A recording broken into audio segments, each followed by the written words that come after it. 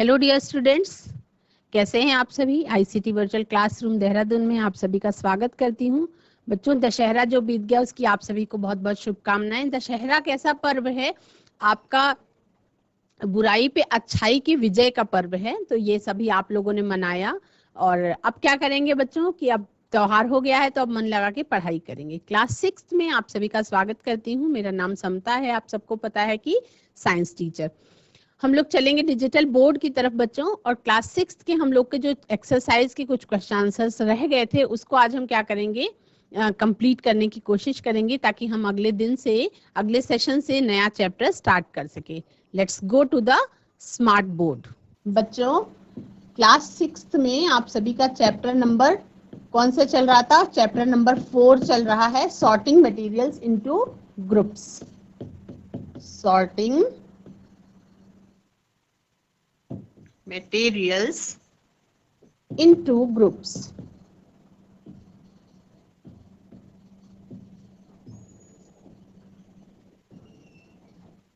ये चैप्टर अच्छी तरह से आप सभी पढ़ चुके हैं, समझ चुके हैं। क्या वस्तुओं का पृथक्करण किस तरह से करता है ये आपको पढ़ना था। इसमें कुछ हमको बच्चों चैप्टर के क्वेश्चन आंसर हमने कुछ कर लिए हैं, हिंदी में आपने अच्छे से कर लिया था उसको। आज हम क्या करेंगे, कुछ मल्टीपल चॉइस क्वेश्चंस करने की कोशिश करेंगे। तो उसको क्या करना है कि आप लोगों को, आप उसका आंसर लिख सकते हैं या चाहें तो क्वेश्चन को भी पूरा कर सकते हैं नोट डाउन। क्वेश्चन नंबर 1 हम करेंगे MCQ, multiple choice question.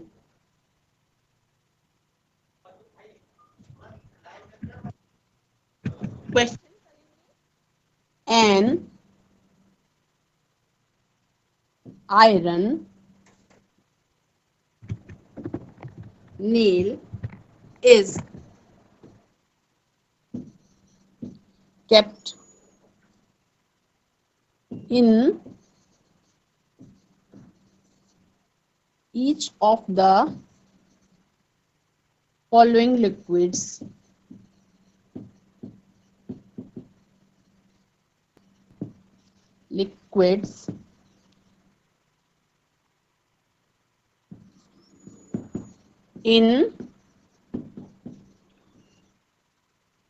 In which case would it lose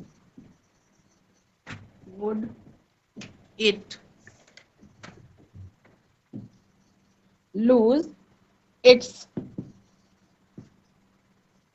shine and appear dull?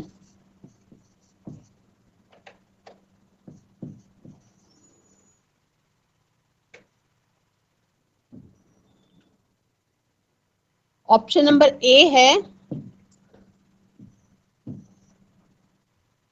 Mustard oil,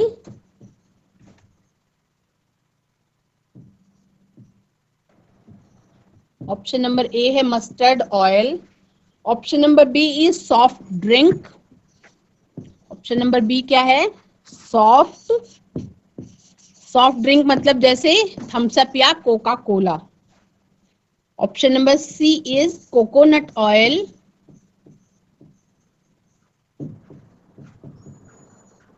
and option number D is kerosene oil. Option number D is kerosene oil. Kerosene oil. Question क्या है? Question ये है, an iron nail is kept in each of the following liquids in which case would it lose its shine and appear dull. यानी कि एक लोहे की कील को इन चारों में से कौन से ऐसे सॉल्यूशन में डाला जाएगा जब वो अपनी चमक को लूज कर देगी, यानी कि उसकी शाइन खत्म हो जाएगी और वो डल दिखाई पड़ने लगेगा। तो तेल में डालने पर कोई भी धातु की चमक खत्म नहीं होती है। तो option number A is mustard oil. ये क्या हो गया? सरसों का तेल हो गया। सरसों का तेल अगर किसी भी मेटल पे लगाते हैं तो चमक खत्म नहीं होगी। फिर कोकोनट ऑयल हो गया, कोकोनट ऑयल भी एक तरीके का तेल ही है बच्चों, तो उसमें भी चमक धातु की खत्म नहीं होती है। केरोसिन ऑयल यानी कि मिट्टी का तेल जिसको ईंधन के रूप में उपयोग किया जाता है, उससे भी चमक खत्म नहीं होती धातु की। तो जो ऑप्शन नंबर बी है आपका सॉफ्ट ड्रिंक, ये सही आंसर हो जाएगा, क्योंकि सॉफ्ट ड्रिंक में क्या होता है, इसमें पानी होता है। Soft drinks contains water, carbon dioxide and acid. अब कार्बन डाइऑक्साइड क्यों कंटेन करता है वो मैं आपको बताती हूँ कि कैसे आप जान सकते हैं। जब आप उसको हिला करके खोलते हैं बॉटल को, तो क्या सॉफ्ट ड्रिंक बाहर की ओर बहुत तेजी से जिसको कहते हैं कि बुलबुलों के साथ बाहर को आती है, वो क्यों होता है? कार्बन डाइऑक्साइड की उपस्थिति के कारण होता है। और उसके अंदर एसिडिक होता है, एसिड होता है, due to which iron nail is corroded and appears dull. उसके बाद क्या हो जाता है, उसकी शाइन जो है वो डाउन पड़ जाती है। तो ऑप्शन नंबर बी आपका करेक्ट है, ये ऑप्शन करेक्ट है। ठीक है, अब बच्चों एक और एमसीक्यू करेंगे हम, एक और मल्टीपल चॉइस क्वेश्चन करेंगे, एक और मल्टीपल चॉइस क्वेश्चन हम करेंगे। क्वेश्चन नंबर 2 करेंगे। Question number 2 is pick one material, pick one material from the following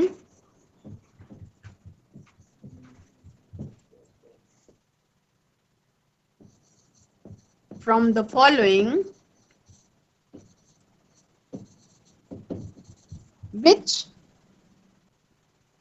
is completely soluble in water, completely soluble in water। तो आपने चैप्टर पढ़ते समय बच्चों, चैप्टर पढ़ते समय क्या किया था, हम सभी ने सॉल्युबल और इनसॉल्युबल चीजों के बारे में पढ़ा था। और आपको मैंने बोला था कि आप घर जाके इसको, इस एक्सपेरिमेंट को भी कर सकते हैं कि कौन सी घुलनशील है, कौन सी चीज घुलनशील नहीं है।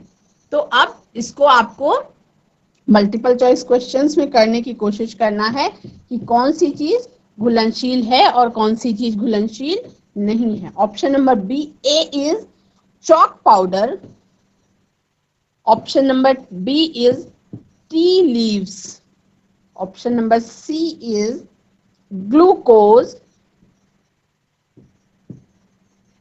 and option number D is sawdust। sawdust किसको कहते हैं? जैसे मोरंग, sawdust कहते हैं मोरंग जो घर बनाने के लिए यूज होता है। तो इसमें से chalk powder जो है बच्चों, ये क्या है? chalk powder क्या है? ये है इनसॉल्युबल इन वाटर। आप चॉक पाउडर बना करके और उसको फिर एक्टिविटी ये वाली करके देख सकते हैं कि कैसे चॉक पाउडर इनसॉल्युबल होता है वाटर में।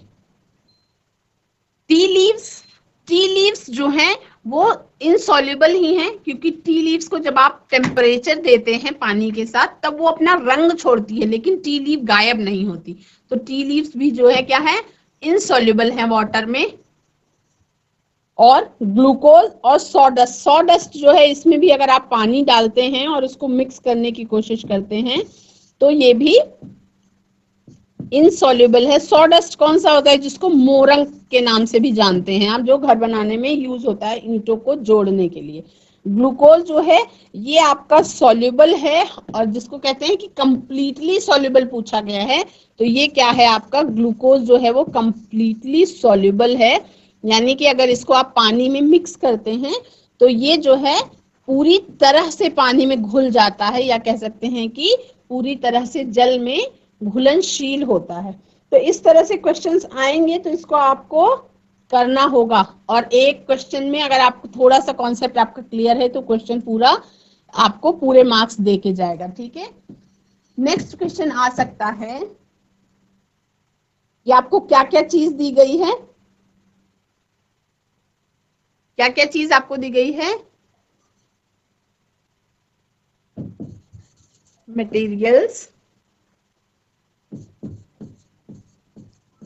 मटेरियल्स प्रोवाइडेड, क्या क्या दिया गया है आपको?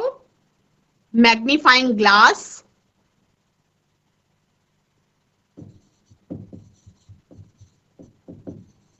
मैग्नीफाइंग ग्लास, और क्या दिया गया है, मिरर, और क्या दिया गया है, stainless steel plate, stainless steel plate, और क्या दिया गया है, glass tumbler, glass tumbler.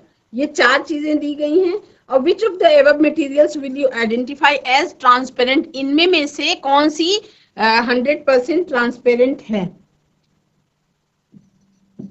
Which one is transparent.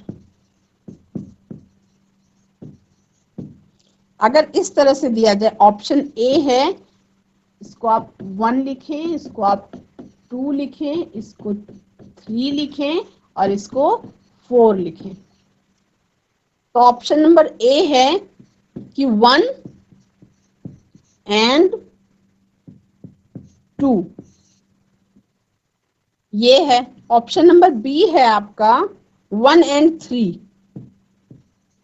1 and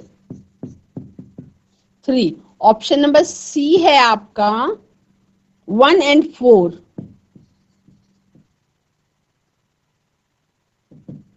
और ऑप्शन नंबर डी है आपका 3 एंड 4, 3 एंड 4। तो पहले डिस्कस करेंगे, अगर बच्चों को कॉन्सेप्ट क्लियर हो कि ट्रांसपेरेंट, ट्रांसलूसेंट और ओपेक ऑब्जेक्ट्स क्या थे, तो आप आसानी से इसको अंदाजा लगा लेंगे। मैग्नीफाइंग ग्लास क्या था, मैग्नीफाइंग ग्लास का मतलब कि वो जो एक तरीके का मैग्नीफाइंग ग्लास आता है जिससे थोड़ा सा बड़ा छोटा दिखाई पड़ता है ना, जिसको आप कभी कभी बाइनोकुलर्स में भी यूज होते हैं ये ग्लासेस। और उसके बाद तो मैग्नीफाइंग ग्लास जो है, और क्या इसमें लिखा हुआ है, मिरर। तो मैग्नीफाइंग ग्लास से आर पार दिखाई पड़ता है, मिरर से आपको दिखाई तो पड़ता है साफ, लेकिन अगर ये कहें कि आर पार, तो आर पार नहीं दिखाई पड़ता। मिरर में आपको अपनी ही छाया दिखाई पड़ती है, ठीक है। स्टेनलेस स्टील प्लेट है जो एकदम ही ओपेक है, मतलब वो ट्रांसपेरेंट नहीं है और ट्रांसलूसेंट भी नहीं है। ये ग्लास टम्बलर जो है ये पारदर्शी होता है, ये आर पार दिखाई देता है। तो इसमें कौन सा आंसर सही हो जाएगा बच्चों, ये तो ट्रांसपेरेंट है, ये है ट्रांसपेरेंट, और मिरर क्या है, मिरर ट्रांसपेरेंट नहीं है, स्टेनलेस स्टील भी ट्रांसपेरेंट नहीं है, ग्लास टम्बलर आपका ट्रांसपेरेंट है। तो इसका मतलब आपका जो कूट दिया गया है उसमें कौन सा आंसर सही होगा, 1 एंड 4। तो ये हो गया option number C is correct. Option number C जो है वो करेक्ट है।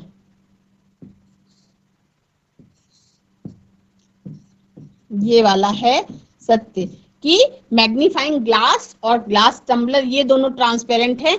अब जो ये बाकी बचे स्टेनलेस स्टील प्लेट, ये क्या कहलाएगी, ये होती है ओपेक। ओपेक का मतलब अपारदर्शी, जो दिखाई नहीं पड़ता आर पार, ठीक है। और मिरर जो हो गया, मिरर भी अपारदर्शी होता है क्योंकि वो भी आर पार दिखाई नहीं पड़ता, उसमें वही चीज दिखाई पड़ती है जो मिरर के सामने रखी हुई होती है, ठीक। एक आपकी क्लास में, आपके बुक में एक कैरेक्टर है बच्चों, नाम क्या है उसका, बूझो। कैरेक्टर का नाम क्या है, बूझो। तो बूझो ये जानना चाहता है, बूझो को एक बैग मिला, बूझो फाउंड अ बैग। बूझो और पहेली 2 कैरेक्टर्स हैं, तो बूझो को क्या मिला, एक बैग मिला जिसमें कुछ चीजें मौजूद थी, containing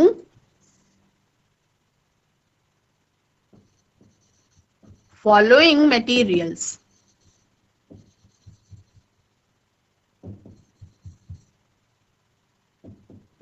कौन कौन सी चीजें मिली उसको, नंबर 1 मिला उसको, नंबर 1 उसको मिला मिरर, यानी कि एक प्रकार का शीशा। नंबर 2 उसको मिला पेपर, एक पेपर मिला पर वो stained with oil, stained with oil, लेकिन ऐसा पेपर मिला जिसके ऊपर पूरियां रखी गई थी और उसमें पेपर में ऑयल लग गया था। उसके बाद और उसको क्या मिला, उसको मिला मैग्नेट। मैग्नेट जिसे क्या कहते हैं, हिंदी में कहते हैं चुंबक मिला। और चौथा चीज उसको क्या मिला, चौथा चीज उसको मिला ग्लास स्पेक्टिकल्स। ग्लास स्पेक्टिकल्स मतलब क्या होता है बच्चों, कांच का चश्मा मिला, जो आंखों पे, नजर का चश्मा जिसको बोलते हैं, यानी कि नजर का चश्मा। स्पेक्टिकल्स का मतलब नजर का चश्मा मिला। ठीक है, तो इन चारों चीजों में से बूझो को आपको हेल्प करनी है कि कौन सी चीज ओपेक है, यानी कि अपारदर्शी है। तो इसको फिर इसी तरह से आपको अगर हेल्प करनी है बूझो को, हेल्प बूझो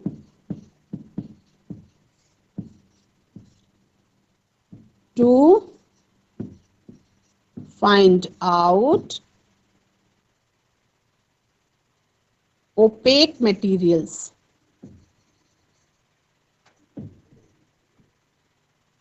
तो अगर इसमें ऑप्शन दिया जाए, ऑप्शन नंबर ए कौन सा सही है, 1 ओनली।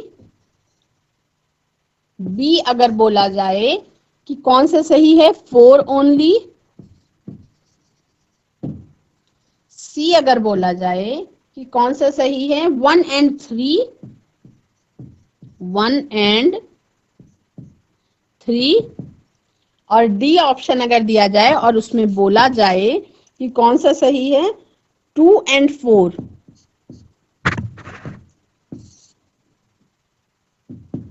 2 एंड 4। तो इसका सॉल्यूशन क्या होगा बच्चों, जिससे आपको आर पार दिखाई नहीं पड़ता है, दैट इज ओपेक मटेरियल। जिससे आर पार दिखाई नहीं पड़ता है, क्या फाइंड आउट करना है। तो मैग्नेट जो है कैसा है, पेपर स्टेन्ड विद ऑयल। देखो इसमें से आप चारों में से आपको 3 चीजें सिखाई गई थी। एक था आपका क्या, ट्रांसपेरेंट। पहला क्या सिखाया गया था आपको, ट्रांसपेरेंट। ट्रांसपेरेंट यानी कि पारदर्शी। दूसरा क्या बताया गया था आपको, दूसरा बताया गया था ट्रांसलूसेंट, यानी कि ट्रांसलूसेंट यानी कि पारभासी। और तीसरा आपको बताया गया था ओपेक। ओपेक का मतलब अपारदर्शी। तो अब इसमें से ओपेक मटेरियल आपको ढूंढना है। तो नंबर 1 इज मिरर। तो is it mirror a transparent material. Transparent का मतलब क्या होता है, जिससे आपको आर पार दिखाई पड़ता है। तो क्या मिरर ट्रांसपेरेंट मटेरियल है। उसके बाद क्या पेपर स्टेन्ड विद ऑयल है, वो आपका ट्रांसपेरेंट है, नहीं। देखिए मिरर आपका कैसा है, ओपेक मटेरियल है। और पेपर स्टेन्ड विद ऑयल जो है ये आपका ट्रांसलूसेंट है। ठीक है, मैग्नेट क्या है आपका, मैग्नेट भी आपका ओपेक है। और ग्लास स्पेक्टिकल्स जो है ये आपके ट्रांसपेरेंट है, यानी जो नजर का चश्मा होता है उससे तो आर पार दिखाई पड़ता है। तो अब इसका आंसर कौन सा हो जाएगा बच्चों, पूछ रहा है ओपेक मटेरियल्स के बारे में कि ओपेक मटेरियल्स कौन कौन से हैं। तो इसमें आपको 3 और 1 ये आपके ओपेक मटेरियल्स में आ गए, क्योंकि मिरर से भी आपको आर पार दिखाई नहीं पड़ता है और मैग्नेट से भी आपको आर पार दिखाई नहीं पड़ता है। ठीक, तो ऑप्शन नंबर सी जो है वो करेक्ट हो जाएगा। ठीक है, नेक्स्ट क्वेश्चन देखते हैं। नेक्स्ट एक और क्वेश्चन देख लेंगे आज बच्चों, एमसीक्यू टाइप का ही। और उसके बाद इस तरीके की जो जब आपको कॉन्सेप्ट पढ़ाए जाते हैं तो आप क्या करेंगे, जब आप घर पे इस तरीके की एक्टिविटीज को परफॉर्म करेंगे अपने आप से, तो क्या होगा, उससे आपको अच्छी चीजें समझ में आएंगी और तब आप ये क्वेश्चंस इजीली कर पाएंगे।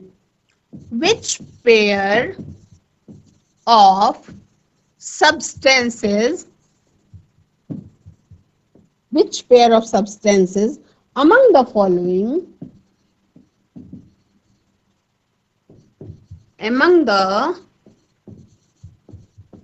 following would float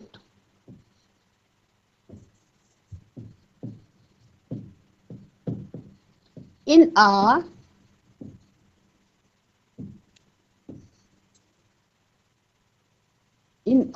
tumbler half filled with water?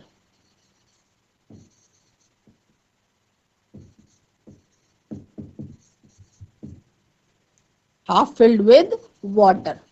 कौन सी चीज है जो सिंक कर जाएगी और कौन सी चीज है जो फ्लोट करेगी? तो ए में है कॉटन, थ्रेड और थर्माकोल। ऑप्शन नंबर बी है फेदर और प्लास्टिक और फेदर, प्लास्टिक और क्या, बॉल। और ऑप्शन नंबर सी है पिन, ऑयल ड्रॉप्स। और ऑप्शन नंबर डी है रबर बैंड और कॉइन। अब इसमें से कौन सी चीज आपकी फ्लोट करेगी, कौन सी सिंक करेगी? तो देखिए ऑप्शन नंबर बी जो आ रहा है बच्चों, फेदर, प्लास्टिक और बॉल, ये क्या करेगी, ये फ्लोट करेगी और उसके अलावा चीजें जो होंगी वो क्या कर जाएंगी, सिंक कर जाएंगी। तो ऑप्शन नंबर आपका बी करेक्ट है। बच्चों आज हम लोगों ने चैप्टर नंबर 4 के कुछ मल्टीपल चॉइस क्वेश्चंस किए और आशा करती हूँ आपको कॉन्सेप्ट समझ में आ गया होगा। एक बार घर पे जब आप पढ़ते हैं, क्लास लेने के बाद घर पे आप अपनी किताब से अवश्य पढ़ें और उसके बाद जो एक्सपेरिमेंट्स छोटे छोटे बताए जाते हैं उनको अगर आप करेंगे तो लर्निंग बाय डूइंग से आप सारे कॉन्सेप्ट्स को अच्छी तरह से समझ जाएंगे। That's all for today. Have a nice day, take care, bye bye. आप सभी का दिन शुभ हो और आप सभी खुश रहें।